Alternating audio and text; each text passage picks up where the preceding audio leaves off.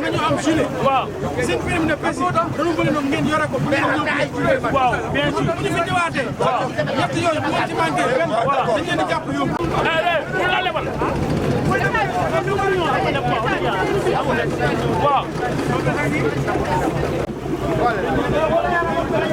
gane si la yi.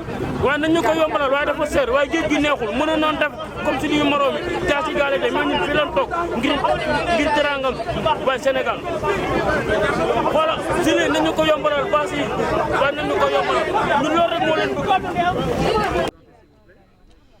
Bonjour, je m'appelle Cheikh Fall, je suis le chef de la division des inspections et du contrôle au niveau de la direction de la protection et de la surveillance des pêches. Voilà, c'est une mission d'opération coup de poing organisée par le ministère des Pêches et des infrastructures maritimes et portières et coordonnée par la direction de la protection et de la surveillance des pêches.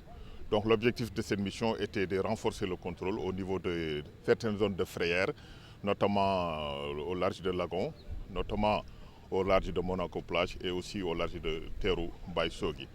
Donc ceci était organisé pour lutter efficacement contre la pêche illicite, plus particulièrement la capture des juvéniles qui sont indispensables pour le renouvellement des stocks de poissons. Alors, les forces impliquées par cette mission sont la gendarmerie territoriale chargée de la protection de l'environnement, les aires marines protégées de Gorée, mais aussi la marine nationale sénégalaise. Donc, et aussi le service régional des pêches et de la surveillance de Dakar aussi était impliqué. Alors, nous avons contrôlé des embarcations, nous avons procédé à des arraisonnements et ils répondront de leurs actes par rapport aux infractions qui ont été commises. Nous avons, comme infraction constatée, nous avons des défauts de permis, défauts d'immatriculation et aussi capture et détention de juvéniles au niveau des embarcations qui ont été trouvées sur place. Alors, les auteurs des infractions répondront de leurs actes. Ils seront convoqués à la direction de la protection et de la surveillance des pêches et la loi sera appliquée dans toute sa rigueur. Voilà. Ça se confirme parce qu'on était sur zone. Nous avons arraisonné 5 ou 6 navires, mais 60 à 70 navires ont été sensibilisés, tu vois.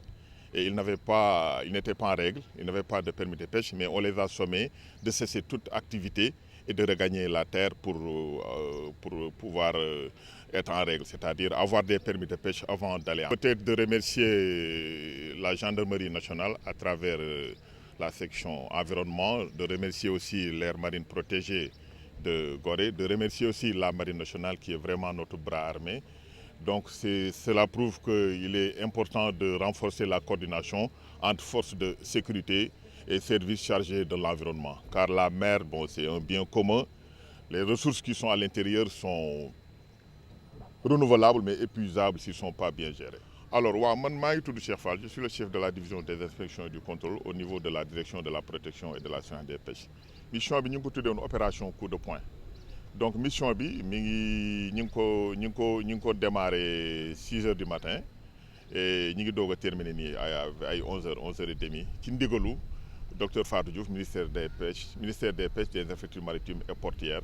Et cette mission donc direction de la protection et de la surveillance des pêches moo ko coordonné.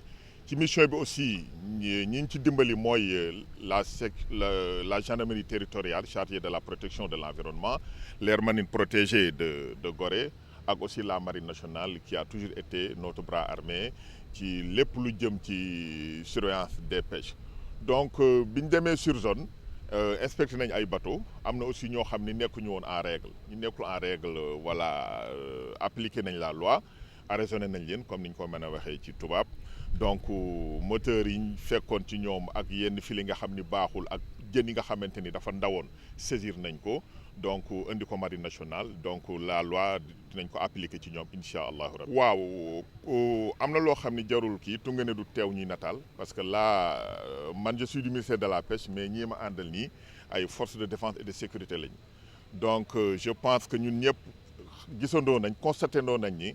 Vraiment li mu wax noonu xaw nañ ko mën a confirmer li ñu constaté sur place parce que tey bi ñu génnee alors infraction yi ñu gis vraiment daw na yaram parce que jën bi nga xamante ni xale la tey boo ko reyee donc mag mu nar a màgg ëllëg nga rey te loolu day compromettre seen métier day compromettre non seulement l'équilibre des écosystèmes day compromettre non seulement la reproduction et la régénérescence des stocks, mais aussi day compromettre avenir u métier nappkat.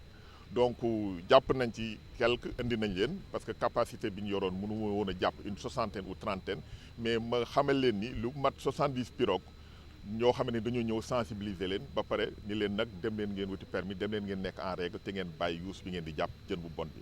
Ndax il faut quand même ñu xam ni tey lii di yuus bi wala jën bu sew bi mooy doon li nga xamante ni mooy naru ëllëg, mooy la part de demain. Donc tey am na, mais aussi il faut ñu xalaat les générations futures. Donc vraiment nappin bu mucc ayib mooy comme li ñu naan pêche responsable, comme ni ko ministre digalee. Voilà, pêche boo xamante ni day tirer le mieux et non le plus, comme ni ñu ko mën a waxee ci tubaab, pour que la part de demain soit préservée. Donc ça se confirme vraiment. Maintenant, il n'y a pas de problème. Nous allons continuer de faire des sensibilisations dans une démarche participative. ñun dañuy dem toujours envers ñoom pour sensibiliser leen, pour ñu xam leen ni ñun lii leen bëggal ñoom ñooy premiers bénéficiaires yi. Mais j'avoue que tey vraiment gaal yi jàpp bari na, ñu sensibiliser rek mën na 70 te liñ fa gis vraiment ci jën yu sew ak mbaal yu baaxul ak ñoo xam ne dañuy napp te amuñu permis wala ñoo xam ne dañuy napp te soluñu gilet. Donc vraiment doy na waar quoi. Te ñu ngi ko def ak en relation avec les forces de défense et de sécurité et les services de chargés de la protection de l'environnement qui étaient sur place.